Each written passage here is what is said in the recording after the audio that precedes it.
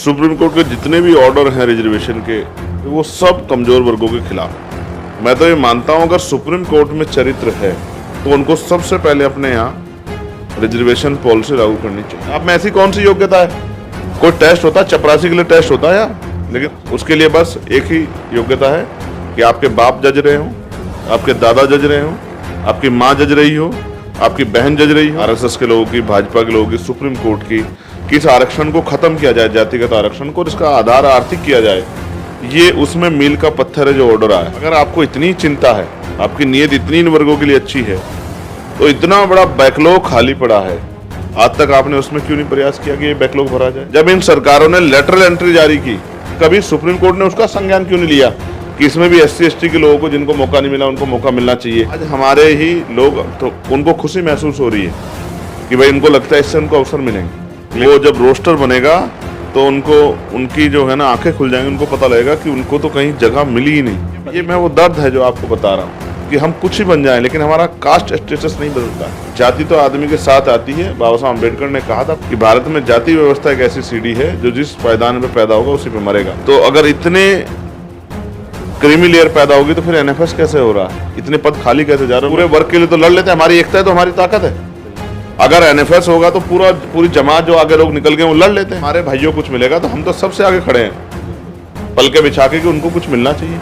लेकिन हमें ये भी पता है कि जो देने वाला है वो दे रहा है या पीठ में चाकू घोंपने का काम कर रहा है, ये भी हमें समझना पड़ रहा हूँ कि आपस में शेड्यूल कास्ट के लोग कोई विवाद मत करो और सरकार से कहो तत्काल जातिगत जनगणना करा के आंकड़े जारी कर दे, आर्थिक आंकड़े, तो सब दूध का दूध पानी का पानी हो जाएगा।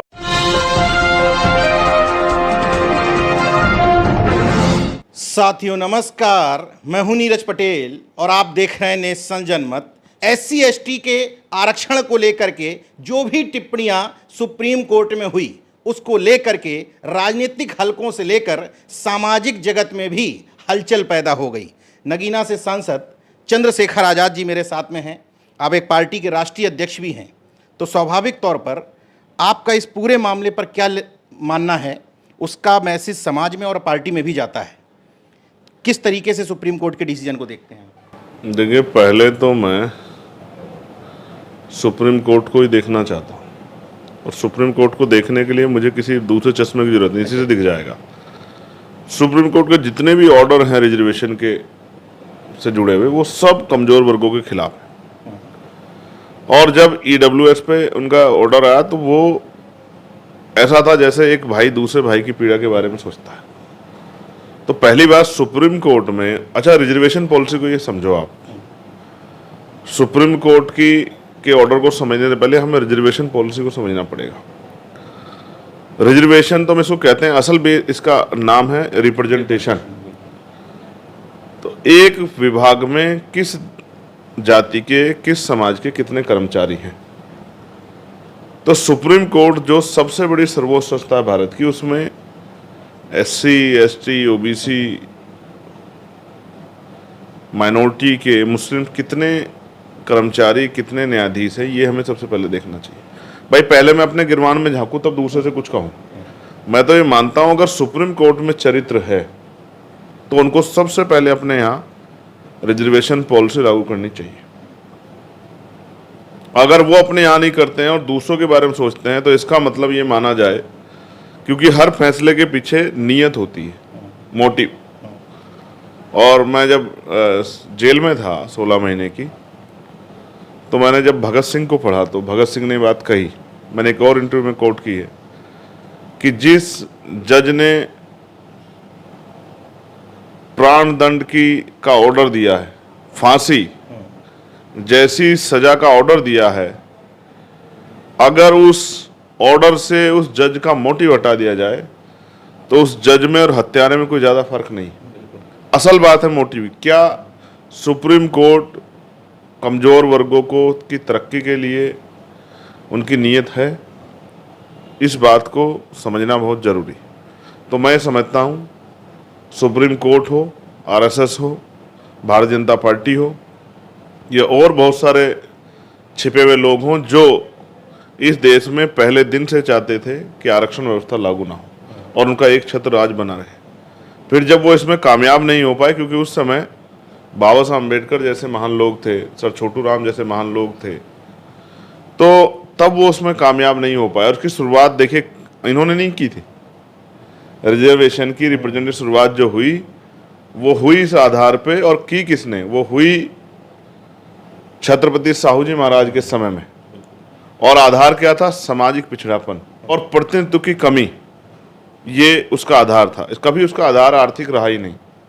लेकिन पिछले कुछ समय में हमने देखा कि वो जो छिपा हुई मंशा थी आरएसएस के लोगों की, भाजपा के लोगों की, सुप्रीम कोर्ट की, कि इस आरक्षण को खत्म किया जाए, जातिगत आरक्षण को, और इसका आधार आर्थिक किया जाए, ये उसमें मील का पत्थर है जो ऑर्डर आया। ये सही मायने में जातिगत आरक्षण को खत्म करने के लिए सबसे ठोस कदम है जो सुप्रीम कोर्ट ने उठाया। और लंबे समय से इसका इंतजार इस देश में छिपे हुए लोग, वो लोग जो मन से हमें भाई कहते हैं, लेकिन जिनके मन में इस बात की पीड़ा है कि SC ST OBC के लोग कुर्सियों पे क्यों बैठने लगे, अपने अपने मंचों में कहते थे। आप सब नोटिस करो कि भाजपा एक नारा देती थी 400 पार का। आखिर वो 400 पार करके करना क्या चाहती थी? सवाल ये। भाई सत्ता में तो आप आज भी हो, सत्ता में आप 2 बार पैदल, लेकिन 400 पार करने का क्या मतलब? तो जो काम आप सीधे सीधे नहीं करा पाए, अब उस काम को आपने सुप्रीम कोर्ट के जरिए कराया। तो ये मुझे इसके पीछे सरकार का मोटिव, क्योंकि सरकार ही गई है और फिर वहाँ बड़े बड़े वकील, नामी वकील खड़े हुए हैं। समाजवादी पार्टी के राज्यसभा मेंबर कपिल सिब्बल साहब, मुझे नाम लेने में कोई हमेशा आरक्षण विरोधी रहे हैं, और उनको राज्यसभा किसने भेजा? समाजवादी पार्टी के लोगों ने। और समाजवादी पार्टी के लोगों ने उनका समर्थन भी किया, बाहर निकल कर उनके नेता ने समर्थन किया कि हम तो चाहते थे 60 साल में समाजवादी के लोग। तो ठीक है, अब तक तो हमें जो है ये समझ रहा था कि भाई हमारे ये पिछड़े वर्ग के लोग जो हैं, समझदार लोग, इनको भी हमारा दर्द समझ में आता, लेकिन उस बात के बाद लगा इनको भी समझ नहीं आता हमारा दर्द। तो मैं समझता हूँ उधर सलमान खुर्शीद साहब खड़े थे, वो कांग्रेस पार्टी से आते हैं। तो हमें जातिगत आरक्षण हमारा ख़त्म करने में सिर्फ भाजपा के लोग शामिल नहीं, कई और लोग भी शामिल हैं जिनके बारे में भी समाज को चिंतन करना चाहिए। अच्छा, वर्गीकरण को किस आधार पे देखते हैं? क्योंकि जब वर्गीकरण की चिंता होती है, मैं भी समाज में देखता हूँ, जब उसकी चर्चा होती है तो लोगों को लगता है OBC की बात होगी तो कहेंगे कुछ खास जातियाँ मलाई खा रही हैं, SC की बात होगी तो कहेंगे कुछ खास जातियाँ मलाई खा रही हैं। इस तरीके से समझाया जा रहा है कि वर्गीकरण होगा तो SC की और OBC की और जातियों को फ़ायदा मिल जाएगा। देखिए, वर्गीकरण पे फिर मैं ये कहूँगा, मोटिव, नीयत को समझना पड़ेगा। और नीयत कभी आरक्षण देने की थी नहीं। नीयत तो थी कि इस आरक्षण को आर्थिक आधार पर करके, और इसका एक फॉर्मूला है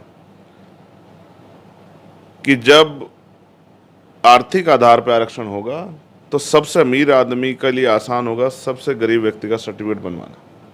और ऐसा UPSC के उसमें आपने बन रहे हैं, बहुत बड़े EWS के आसानी से बन रहे हैं। तो सवाल ये है, अगर आपको इतनी चिंता है, आपकी नीयत इतनी इन वर्गों के लिए अच्छी है, तो इतना बड़ा बैकलॉग खाली पड़ा है, आज तक आपने उसमें क्यों नहीं प्रयास किया कि ये बैकलॉग भरा जाए? भारत की जो सबसे क्रीमी पोस्टें होती हैं IIT की, professor, assistant professor, associate professor में एक रिकॉर्ड ये कहता कि 98% जो है ऊंची जातियों के प्रोफेसर, असिस्टेंट प्रोफेसर और एसोसिएट प्रोफेसर, साथ साथ उनके जो हेड हैं, चांसलर और वाइस चांसलर, वहाँ भी 1-1% हमारा रिप्रेजेंटेशन पूरा नहीं हुआ। तो कभी आपने इसकी बात क्यों नहीं की? जब इन सरकारों ने लेटरल एंट्री जारी की और बिना IAS से भी बड़ा, जो प्रमोशन लेने में 15 साल लगेंगे, आपने ज्वाइंट सेक्रेटरी रैंक के अधिकारी बना दिए, कभी सुप्रीम कोर्ट ने उसका संज्ञान क्यों नहीं लिया कि इसमें भी SC ST के लोगों को, जिनको मौका नहीं मिला, उनको मौका मिलना चाहिए?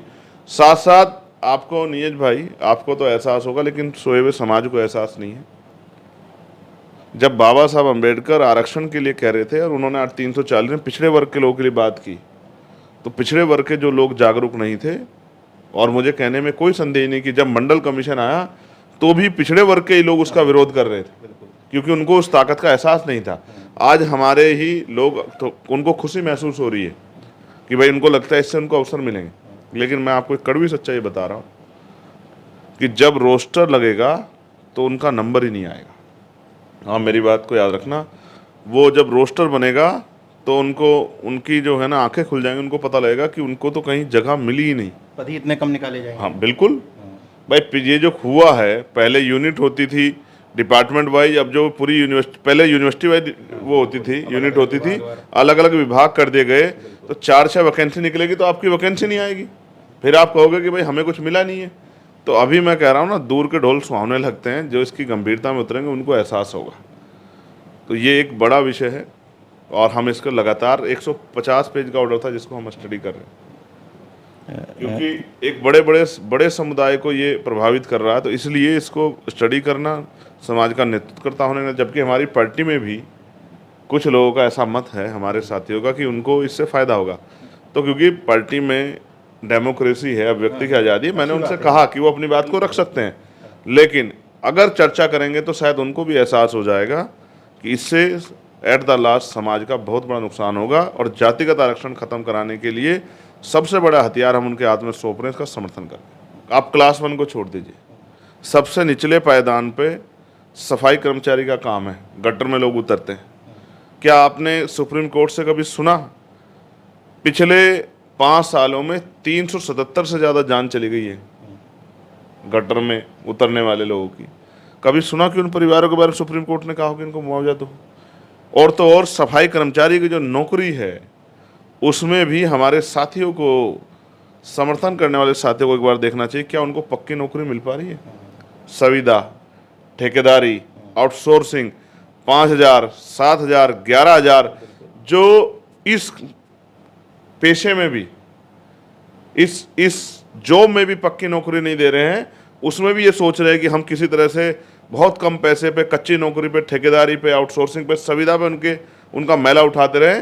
वो इतने हितैषी कब से हो गए हमारे लोगों के कि वो उनका हित सोचने लगे हैं। और हित अगर सोचा तो 75 साल में क्यों नहीं सोचा आपने? मैं आपको याद दिलाना चाहता हूँ नीरज भाई, आपको याद होगा, मैंने गोरखपुर में पीसी की थी और मैंने मांग की थी अब से 1.5 साल पहले कि जो शेड्यूल कास्ट में जातियां हैं उनमें 66 जातियां तो दिखती हैं, उनके अधिकारी कर्मचारी भी दिख जाते हैं, लेकिन बाकी जातियों के नहीं दिखते। तो जब EWS लागू किया आप लोगों ने, तो मेरा ये सवाल था कि अब आपको चाहिए कि जब आप आरक्षण की सीमा बढ़ाना चाहते हैं, कैप खत्म करना चाहते हैं, तो अब आपको चाहिए कि अब आप उन जातियों को रिप्रेजेंटेशन दो, आरक्षण की सीमा बढ़ाओ और 5% अलग से रिजर्वेशन उनको दो। ये मेरी मांग थी 1.5 साल पहले, ऑन रिकॉर्ड, आप चेक करवा लेना। और मैंने ये मांग की जो पिछड़े वर्ग में भी जो जातियां हैं उनको जो 27% मिल रहा है, और जो जातियां नहीं जिनको मौका मिला उनको अलग से जो है आप 15% आरक्षण दो, जबकि बैठता तो 52% है, लेकिन आप जो है 27 और 15 जो है 42% ही कर दो। और ऐसे ही मैंने शेड्यूल कास्ट के लोगों के लिए भी कहा था, मुझे चिंता है, मैं इन वर्गों से आता हूँ, मैं इनकी पीड़ा को समझता, क्योंकि चाहे हम IAS बन जाएं, चाहे हम IPS बन जाएं, चाहे हम वकील बन जाएं, चाहे जज बन जाएं, चाहे MP MLA बन जाएं, आप महसूस कीजिए। एक पत्रकार साथी ने मुझसे पूछा कि बड़े दलित नेता हमारे साथ है, तो मैंने उनसे कहा कि देखो मुझे वोट सब लोगों ने दी और मैं सबके लेकिन रहा तो दलित नेता ना, और मैं तो चलो एक बार का MP हूँ, लेकिन माननीय बहन जी 4-4 बार जो है उत्तर प्रदेश के मुख्यमंत्री, देश के सबसे बड़े सूबे को उन्होंने अपना नारा बदल दिया, बहुजनता भजन सुखाए से सर्वजनता सर्वजन सुखाए कर दिया।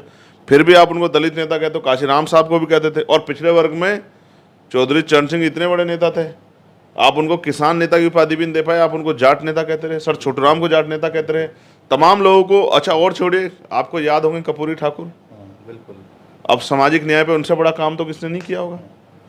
इतने के बावजूद भी उनको सिर्फ और सिर्फ गालियां मिली और उनकी जाति का नेता तक कह के उनको जो है कहा गया बार बार। ये मैं वो दर्द है जो आपको बता रहा हूँ कि हम कुछ ही बन जाएं, लेकिन हमारा कास्ट स्टेटस नहीं बदलता है। हम में कितनी भी काबिलियत हो जाए, लेकिन हमें फिर भी इस देश में EWS लागू हो गया, फिर भी आरक्षण पे गाली शेड्यूल कास्ट बैकवर्ड के लोगों को ही खानी है। जब राष्ट्रपति बनने के बाद जाति स्पेशल बताई जाती है। अब आप समझिए ना, मैंने कहा कि जब देश के प्रधानमंत्री 2018 में 19 के चुनाव से पहले विस्तार करते हैं तो बताते हैं भाजपा के लोग यही कि हमने इतनी जाति के मिनिस्टर बना दिए, SC जाति के बना दिए।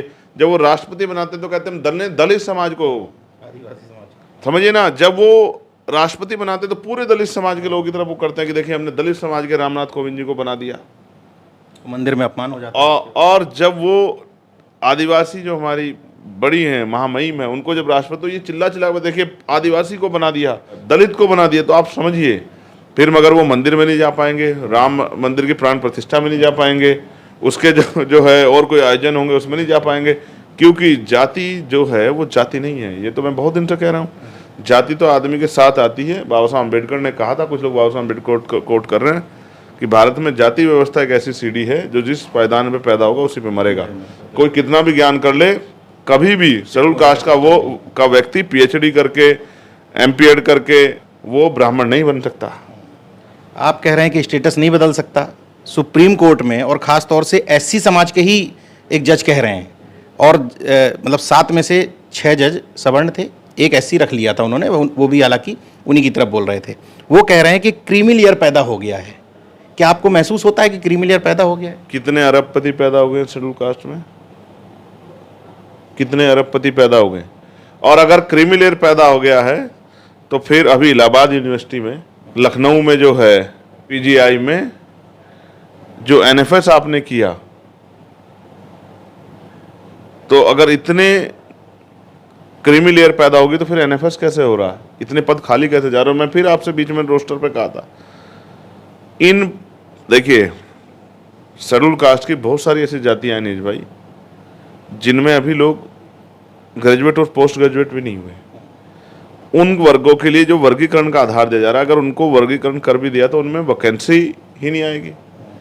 उनमें वो उस तरह का जो है व्यक्ति नॉट फॉर सुटेबल करना उनके लिए आसान है। उनके लिए लड़ेगा कौन भाई? पूरे वर्ग के लिए तो लड़ लेते हैं, हमारी एकता है तो हमारी ताकत है। अगर एनएफएस होगा तो पूरी जमात जो आगे लोग निकल गए वो लड़ लेते हैं।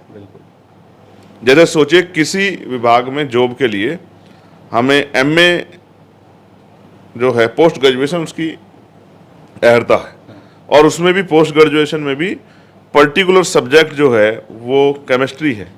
अगर सोचिए पोस्ट ग्रेजुएशन में केमिस्ट्री का जो है स्टूडेंट नहीं होगा तो वो उस सीट पे आप क्या करोगे? जिन वर्गों में मैंने आपको कहा बहुत सारी जाते, डोम है, डोमडा है, नट है, अगर उनमें एमए केमिस्ट्री का कोई स्टूडेंट नहीं होगा तो उस सीट का क्या होगा? एनएफएस होगी। तो फिर उसको अपने लोगों को देना आसान हो जाएगा। मैंने कहा ना, यही आंकड़ा मैं आपको बता रहा हूं कि जो टॉप 5 आईआईटी हैं उनमें आप देखें 98% अपर कास्ट का कब्जा है।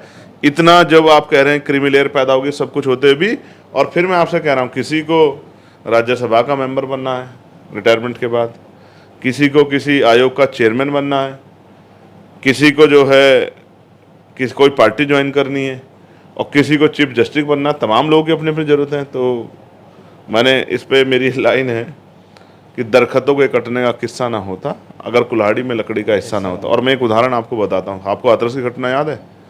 हाथरस में एमपी थे राजवीर सिंह दिलेर, और बिटिया थी हमारी वाल्मीकि समाज की, और एमपी भी थे वाल्मीकि समाज के। लेकिन किधर खड़े थे? किधर खड़े थे? वो उन आरोपियों से मिलने, उनका पेपर लेने वहाँ गए, और वो आरोपियों के पक्ष में खड़े थे। तो मैं फिर आपसे कह रहा हूँ कि अगर आप हमारी जात के हो, जाति क्योंकि बनाई गई है, तो आप हमारे हितैषी नहीं हो सकते हो।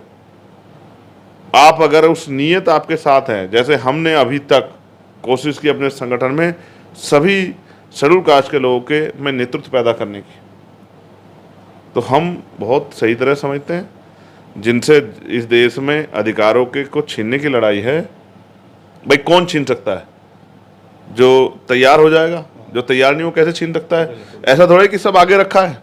ये तो कंपटीशन का समय है, ये तो छीन के लेने का समय है। तो जो वही छीन सकता है तैयार हो गया। जो तैयार है उनको अलग करके, और जो बाकी बच जाए उनका हिस्सा डकारने के, एक डाका लूट जो है हमारे अधिकारों पे डालने का वो है। और मैं इसके खिलाफ रिव्यू पिटिशन भी दायर करूंगा। मैं इसको छोड़ने वाला नहीं हूँ। मुझे तो अपने स्वर्ण भाइयों की बहुत चिंता है। अब ईडब्ल्यूएस में स्वर्ण समाज की कितनी जातियों के लोगों को मौका मिल रहा है, और कितने लोगों को जो है जो 90% पद खा जा रहे हैं, ले जा रहे हैं। मुझे उनकी चिंता है कि उनको कैसे मौका मिले। ये तो जातिवार जनगणना बताएगी। हाँ, अब अच्छा, मैं तो चाहता हूँ जल्दी हो। ये जो आप लेके आए हैं, क्योंकि आप ताकतवर हैं, आप कराइए ना। मैं तो कह रहा हूँ केंद्र सरकार जल्दी से कराइए। सबसे पहले इसके आंकड़े जुटाने के लिए जातिगत जनगणना करें। हम तो बहुत दिन से वो करे बैठे हैं, पता चल जाएगा हिस्सा। हाँ बिल्कुल पता लग जाएगा। मैं तो खुद कह रहा हूँ भाई, मैं कह रहा हूँ किसी से, अपने लोगों से कह रहा हूँ झगड़ा मत करो, किसी पे सवाल मत करो, किससे कोई लड़ाई ना करो, बस जातिगत जनगणना होने दो। जातिगत जनगणना, उसके आर्थिक आंकड़े जारी हो जाए, पता लग जाए किस में क्रीमी ले रहे हैं, कौन किसका हिस्सा खा रहा है, कौन एनएफएस करके किसका हिस्सा खा रहा है, या किसका प्रतित्व कितना है, सभी पता लग जाए। तो इसलिए मैं चाहता हूँ, मैं तो अपने लोगों से कह रहा हूँ, हाथ जोड़ के कह रहा हूँ अपने लोगों से, भाई आपस में विवाद मत करो, अपनी एकता को बना के रखो। अगर हमारे भाइयों को कुछ मिलेगा तो हम तो सबसे आगे खड़े हैं, पल के बिछा के कि उनको कुछ मिलना चाहिए। लेकिन हमें ये भी पता है कि जो देने वाला है वो दे रहा है या पीठ में चाकू घोंपने का काम कर रहा है, ये भी हमें समझना पड़ेगा। इसलिए मैं कह रहा हूँ कि आपस में शेड्यूल कास्ट के लोग कोई विवाद मत करो, और सरकार से कहो तत्काल जातिगत जनगणना करा के आंकड़े जारी कर दे। आर्थिक आंकड़े तो सब, दूध का दूध पानी का पानी हो जाएगा। आपने होगा तो आप समझो, ये एक तरह का लॉलीपॉप है जिससे कि हमारी एकता टूट जाए और हम आपस में एक दूसरे लड़ना। हम तो नहीं लड़ेंगे, हम तो अपने भाइयों के साथ बैठ के तर्क वितर्क करेंगे, उनको समझाएंगे, उनसे पूछेंगे उनके मन में क्या चल रहा है। और जब जातिगत जनगणना हो जाएगी, आंकड़े आ जाएंगे, उनको पता लग जाएगा कि हम जो कह रहे हैं उनके लिए गलत नहीं कह रहे हैं। अच्छा, जब क्रीमी लेयर की बात होती है तो कुछ सवाल एकदम कॉमन है। आईएएस आईपीएस हो गए, कोई 2-2 3-3 हो गए, उनकी पीढ़ियों को तीसरी पीढ़ी को क्यों मिले? कोई मुख्यमंत्री हो गया, कोई मंत्री हो गया, उनकी पीढ़ी क्यों मिले? इसका क्या जवाब है? देखिए, मैं इस बात पर स्पष्ट हूँ। अगर आप ये मानते हैं कि 1 2 3 पीढ़ी को, तो फिर मेरा ध्यान माननीय सर्वोच्च न्यायालय की तरफ जाता है, माननीय हाई कोर्ट की तरफ जाता है। अभी जो जज साहब हैं, चीफ जस्टिस चंद्रचूड़ साहब, उनके फादर भी चीफ जस्टिस रहे हैं। मैं ये कह रहा हूँ कि अगर कुछ करना चाहते हो तो पहले अपने अंदर तो जो कमियां हैं उनको तो दूर करो। क्या देश के सर्वोच्च न्यायालयों पे 200-250 परिवारों का ही कब्जा है? मुझे तो चिंता है सामान्य जाति के लोगों की। मैं कह रहा हूँ SC ST OBC मुस्लिम के दरवाजे आपने बंद कर दिए वहाँ कि वो नहीं घुस सकते, लेकिन कम से कम सामान्य जाति के और परिवारों में तो योग्यता, उनको तो मौका दे दो। तो all India judicial service commission की बात क्यों नहीं करते आप? में ऐसी कौन सी योग्यता है? कोई टेस्ट होता है, चपरासी के लिए टेस्ट होता है यार, लेकिन सुप्रीम कोर्ट का इस देश के लिए जो है बड़े बड़े कानून बनाने वालों के लिए कोई टेस्ट नहीं होता। उसके लिए बस एक ही योग्यता है कि आपके बाप जज रहे हों, आपके दादा जज रहे हों, आपकी माँ जज रही हो, आपकी बहन जज रही हो, आपके जो है बहनों जज रहे हों, आपके चाचा जज रहे हों। तो ये जो लूट है, इस लूट को भी समझना पड़ेगा। मैं कह रहा हूँ कि आप 5 SC ST जजों की पीठ बना दो। नहीं, तो जब वो है ही नहीं, तो आपको अगर इतनी चिंता है तो सबसे पहले अपने यहाँ लाओ, डाइवर्सिटी अपने यहाँ लाओ, अपने यहाँ लाओ। ये डिस्क्रिमिनेशन अपने यहाँ जो ये जो हकमारी है, पहले इसको ख़त्म करो। और मैंने बहुत सारे आंकड़े आपको दे दिए, ज़्यादा आंकड़ों में जाता नहीं, लेकिन मैं आपको ये कह रहा हूँ, ये जो इतना बड़ा बैकलॉग है इसको भरो। पहले पूर्ण सामाजिक न्याय करो। और मैं कह रहा हूँ, 2 जितने राज्यपाल हैं उनमें भी SC ST के लोग कोटा दो, जितने विधान परिषद के सदस्य हैं उनमें भी SC ST कोटा दो, जितने राज्यसभा के सदस्य हैं उनमें भी SC ST कोटा कर दो, अगर इतने आप विदेशी हो। जितने जो है तमाम इंस्टीट्यूशन हैं उनमें भी SC ST के लोगों का जितना जो रिप्रेजेंटेशन है, हाँ, जो कुलपति हैं, जो पत्रकार हैं, जो और मंत्रालय हैं, उन सब में भी SC ST के लोगों को कोटा दो। अंत करते हुए मैं ये कहना चाहता हूँ कि अगर कोई आदमी IAS IPS बन गया है या सक्षम हो गया है, तो क्या गांव में उसके साथ जातिवाद नहीं होता है? अगर वो बढ़िया शादी करेगा तो क्या उसके साथ भेदभाव नहीं होता है? मूछे रखने पे देश में हत्या होती है, जितेंद्र मेघवाल उधर, मटकी छूने पर हत्या होती है, घोड़ी पे बैठने बारात निकालने पर हत्या होती है, सामूहिक जो है मारपीट होती है, नरसंहार होते हैं। फिर मैं आपसे कह रहा हूँ, क्या सरकारी दफ्तरों में जो है कर्मचारियों के साथ नहीं होता है क्या? या पढ़ी लिखी सोसाइटी में जो कास्ट डिस्क्रिमिनेशन होता है, IIT में, IIM में इतने बच्चे सुसाइड कर रहे हैं, प्रमोशन से रोक देते हैं। अगर और देखो, चिंता है आपको, आप छेड़ दिए वो लाइन। सुप्रीम कोर्ट का ये ऑर्डर था कि रिजर्वेशन इन प्रमोशन मिलना चाहिए, तो आपने उसकी कितनी मॉनिटरिंग करी, कितनी जगह पे दिलाया, कितनी सरकारों को आपने दबाव बनाया? तो असल है आपकी नीयत कि आप आरक्षण खत्म, जातिगत आरक्षण खत्म करके आर्थिक आधार पर आरक्षण लागू करना चाहते हैं, और फिर आपका सबसे अमीर आदमी सबसे गरीब सर्टिफिकेट बनवा के फिर जो है वो कुर्सी बैठेगा और हमारे लोग सेवा करेंगे। और ऐसा ही आप चाहते हो। मैं आपसे फिर कह रहा हूँ कि इस बार तारे दिखा देंगे, सबको याद रहेगा। अभी हमने कोई घोषणा नहीं की है कि हम किस तारीख में करेंगे, ये जल्दबाजी का समय नहीं है। तमाम पार्टी के जो शेड्यूल कास्ट, शेड्यूल ट्राइब के जो हमारे MP MLA उनको बुलाऊंगा, तमाम जो बुद्धिजीवी उनको बुलाऊंगा, उनसे बैठकर चर्चा करूंगा, और इस ये जो एक षड्यंत्र किया है हमारी एकता को तोड़ने का, हमारे भाईचारे, इससे किस तरह से निपटा जा सकता है और किस तरह से अपने लोग जागरूक किया जाता है, इस पर एक जो है ना, एक बड़े अधिवेशन की जरूरत है, सेमिनार की जरूरत है। उसकी तैयारी में जाके यहाँ से करूँगा। बस एक लास्ट लाइन बोल दीजिए कि SC ST के साथ मैं तो ये भी डिमांड करूंगा कि OBC का क्रीमी लेयर भी समाप्त किया जाए, वहाँ भी लड़ाई को कमज़ोर करने के प्रयास था।